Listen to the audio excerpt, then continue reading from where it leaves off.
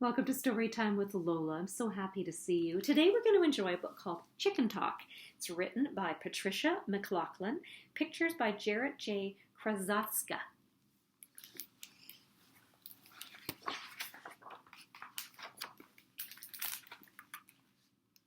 Farmer Otis and his wife Abby loved their chickens. Their children, Willie and Belle, loved them too. All in all, there were 11 hens. Beatrix, called Trixie, Bitsy, Grace, Boo, Joyce, and Pedro. The 7 white-feathered Joyces named after Abby's mother Joyce, who loved white chickens. There was one colorful rooster named Pedro, who protected his hens from foxes, hawks, and weasels. Abby made them salads with fresh lettuce and arugula from her garden. She collected their eggs in the hen house. "Thank you, dear girls," she said as she put the eggs in her basket to sell to the neighbors. Willie and Belle wrote each hen's name on her eggs: Trixie, Bitsy, Boo, Grace, and the 7 Joyces. Their neighbor liked that. They had their favorite hens. Willie and Belle read books under the big tree. The chickens peered and pecked at the books and cocked their heads at Willie and Belle when they told stories. Every day, Willie let the chickens out of their big pen so they could scratch in the dirt for bugs and worms. They loved being out and about, while Pedro lurked in the yard watching for danger. The hens sometimes sat on the porch chairs and looked out over the meadows like elegant ladies. One morning, Willie had a great shock. "Belle," he called, "come quickly." Belle ran from the garden. Willie pointed. "Did you write that?" Belle looked. She shook her head. In the dirt, they read a message. "No more arugula." "Maybe Mama wrote it," said Belle, "or Papa." Willie shook his head. "They're at the market," said Willie, "and only the chickens eat arugula." Otis and Abby drove into the driveway and walked up the hill with shopping bags. Willie pointed to the words scratched in the dirt.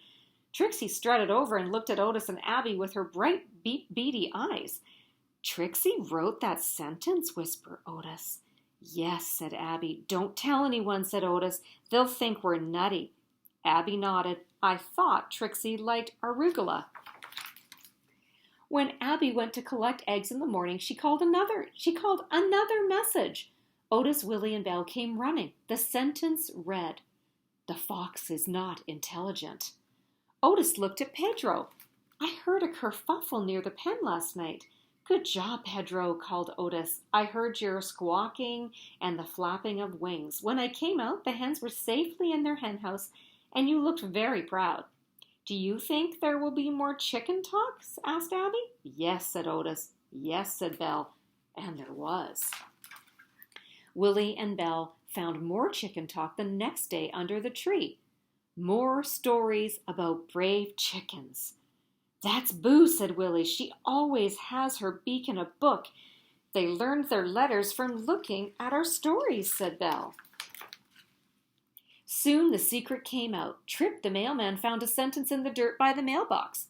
"You drive too fast. Cheerful chickens cross this road." "Did you write that, Otis?" asked Trip. "No," said Otis. "Bitsy did. She's bossy."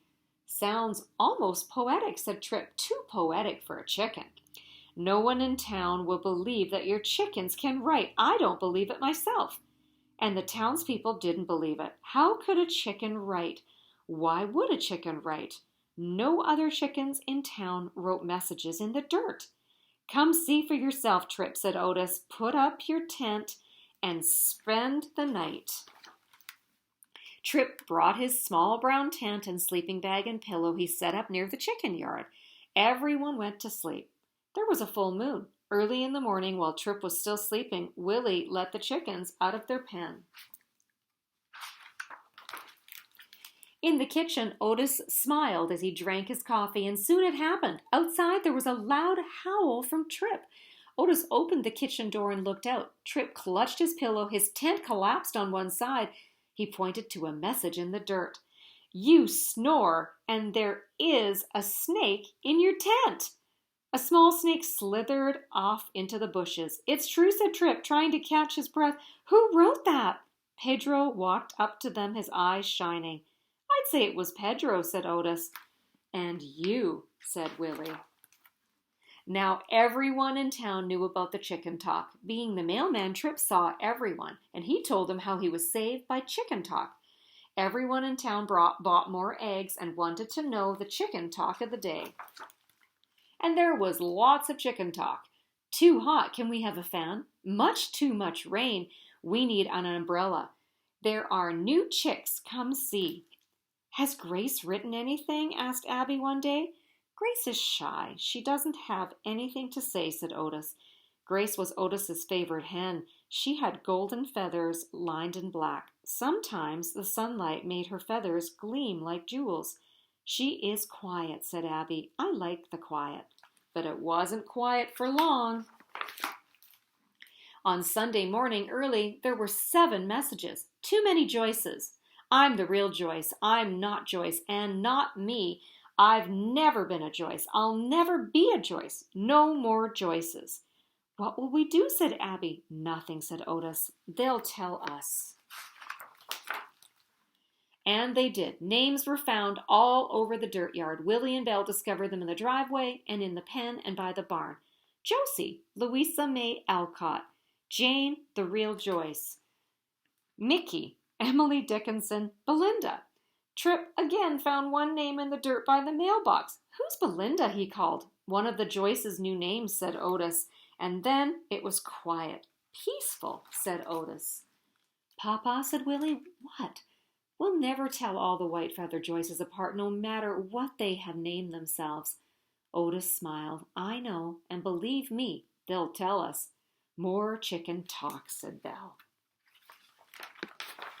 In front of them, scratched in the dirt, were 2 short sentences.